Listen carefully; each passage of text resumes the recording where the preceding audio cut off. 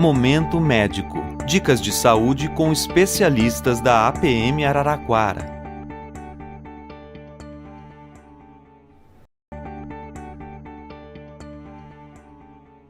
Olá, meu nome é Renata Ferlin Arbex, sou pneumologista e nesse programa da Associação Paulista de Medicina nós vamos tentar elucidar os principais problemas na área da pneumologia.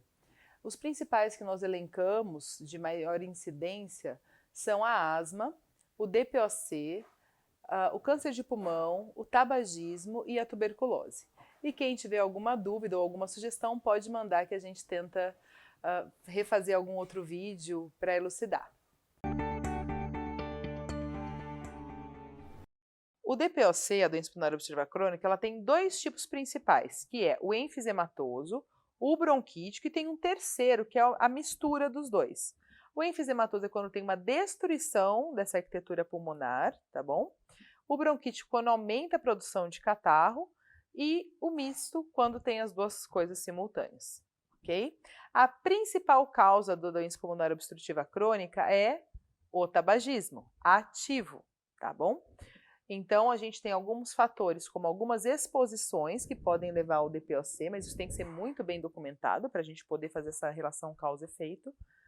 Também tem uma doença genética, que é a deficiência de alfa-1 antitripsina, que também pode desencadear o DPOC, ou algumas outras, mas que realmente o tabagismo não tem como negar, é a principal causa. O principal é a falta de ar, né? O que é interessante falar sobre a falta de ar é que as pessoas vão se acostumando a viver com falta de ar. O que acontece? Primeiro a padaria, o açougue a pé, precisa começar a ir de carro, ou começa a demorar mais tempo, ou tem mais uma canseira ao caminhar. Então esses detalhes são importantes, porque as pessoas vão ficando cansadas e não vão percebendo ao longo do tempo. Tá? Outra coisa, diminuição de massa muscular que a gente consegue ver, dor nas pernas, começa a ter também, tem gente que tem mais catarro, infecções de repetição, porque ele é um grande, toda vez que você tem alguma alteração da arquitetura pulmonar, ou uma alteração da produção do catarro, do muco, que o pulmão naturalmente produz, mas quem tem a parte bronquítica produz mais, é casa, comida e roupa lavada para bicho. Então a gente tem que sempre tratar esses pacientes, otimizar, para tentar diminuir a perda da função pulmonar, que acontece durante a vida, mas esses pacientes ocorrem mais, e também melhorar a parte muscular para a gente ter independência. Outra coisa que eu sempre gosto de salientar é que esses pacientes também têm mais risco de doenças cardiovasculares. Muito importante ficar atento a isso. O diagnóstico de DPOC sempre tem que estar na nossa cabeça quando alguém já fumou, teve exposição à poluição ou algum narguile, charuto, cachimbo. É importante lembrar desses outros fatores inalatórios, tá? Muita gente acha que é o raio-x de tórax que identifica. Claro que nós vemos algumas alterações arquiteturais ao raio-x de tórax, que o correto sempre é fazer o póstero anterior e o perfil, então 2 posições, tá?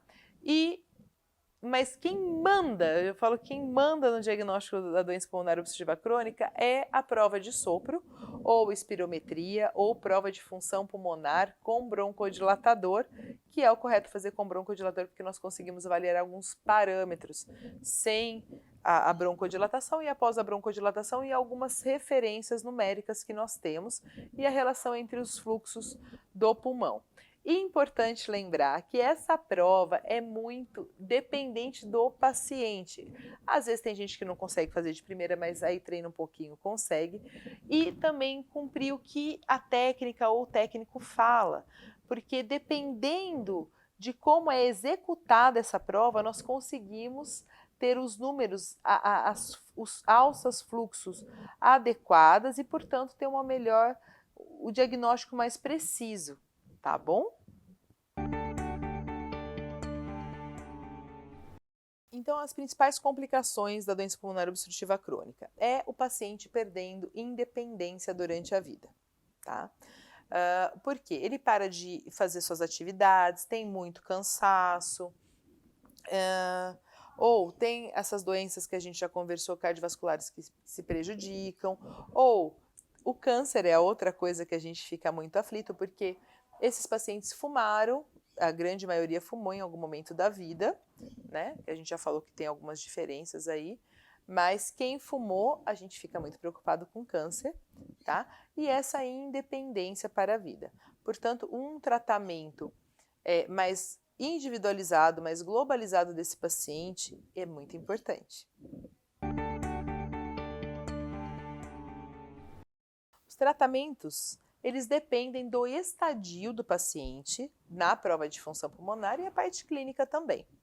Em todos eles, a indicação de fisioterapia respiratória bem feita, tá? E depois, dependendo do que nós avaliamos, nós vamos escolhendo o tipo de dispositivo inalatório influencia, ou seja, o tipo de bombinha, se vai ser de spray, se vai ser de aspirar, como aspira, isso é importante também. E o que tem nesse dispositivo inalatório? Nós temos basicamente dois tipos, que é o broncodilatador de longa duração e o anticolinérgico de longa duração, tá? Pode-se ou não associar corticoide inalatório, isso depende inclusive do exame de sangue, para a gente avaliar o tanto de exacerbação que o paciente está tendo num período de tempo, tá? E aí, dependendo, nós vamos associando outras coisas ou não, dependendo da parte clínica do paciente. Uma das grandes dúvidas que aparecem é: nossa, meu avô, minha tia, meu tio nunca fumou a vida inteira e nunca teve nada. Que sorte genética e que sorte de meio que ele teve. É o que mais acontece? Não, não é o que mais acontece. E a gente suspeita que esse número está muito subestimado, até em 80%, isso é um dado mundial, não é só brasileiro, que esses pacientes que têm a doença pulmonar obstrutiva crônica não são diagnosticados, porque vai acostumando a viver mal. Tudo que se é relacionado à respiração, as pessoas vão se acostumando a viver mal.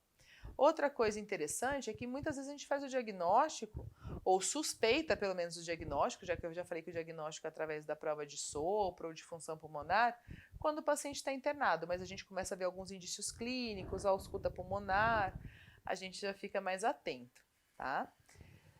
Muita gente pergunta sobre pânico, né? A própria falta de ar dá pânico, né? O pânico gera falta de ar, a falta de ar gera pânico.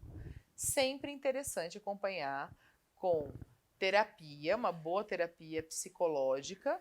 Muitas vezes precisa de acompanhamento psiquiátrico também para equilibrar isso, mas você tendo consciência da própria respiração, às vezes a própria fisioterapia ajuda nisso, respiratória. Alguns exercícios, por exemplo, como Pilates, que você é obrigado a observar a tua respiração. Então a gente tem um bom ganho nesses sentidos, tá bom? Dentre outras terapias que podem ser consideradas funcionais e agregadas dependendo de cada caso e a disponibilidade financeira de cada um. Outra dúvida que foi apontada: se tem cirurgia para enfisema? Depende de onde é o enfisema, o grau de comprometimento. Muitas vezes a gente consegue ou colocar uma valvulinha, dependendo se tem bolhas grandes, tá? E se isso está comprometendo, e tem que ver o status do paciente para entrar nessa cirurgia, onde vai ser feita, como vai ser feita, o pré-operatório, o pós-operatório adequados, tá? Claro que toda cirurgia tem risco, a gente atravessar a rua tem risco, sempre quando a gente olha a rua com mais cuidado, diminuímos os riscos. Quando nós fazemos um pré-operatório com mais cuidado, diminuímos os riscos e com toda a assistência do pós-operatório também. Então, tem algumas modalidades, que não é em todo lugar que é feito, que você pode retirar um pedaço de bolha, que aí tem que ser avaliado com o cirurgião torácico em conjunto, ou colocando uma válvula para isso também. Isso sim tem grande benefício para o paciente, dependendo do caso, e tem que ser estudado para isso. Em bolhas grandes, não é qualquer enfisema que isso acontece.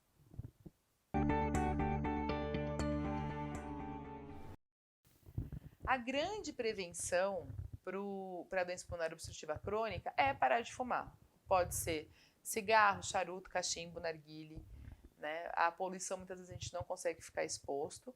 E geralmente os pacientes que têm das doenças genéticas já descobrem numa idade mais precoce.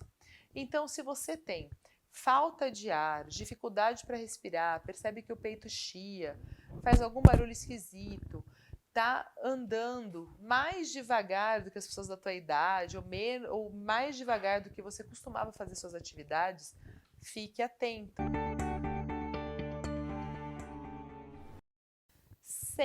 Sempre converse com a sua médica, com o seu médico, sobre a medicação. Muita gente começa a melhorar e para a medicação. A doença pulmonar obstrutiva crônica é uma doença crônica, o próprio nome já diz. É como se fosse uma pressão alta, diabetes, tem que ser tratado adequadamente. A gente tem essas bombinhas inalatórias que revolucionaram o tratamento e também, quanto mais outras terapias nós agregarmos, como a fisioterapia respiratória, isso ajuda a qualidade de vida. Momento Médico. Dicas de saúde com especialistas da APM Araraquara.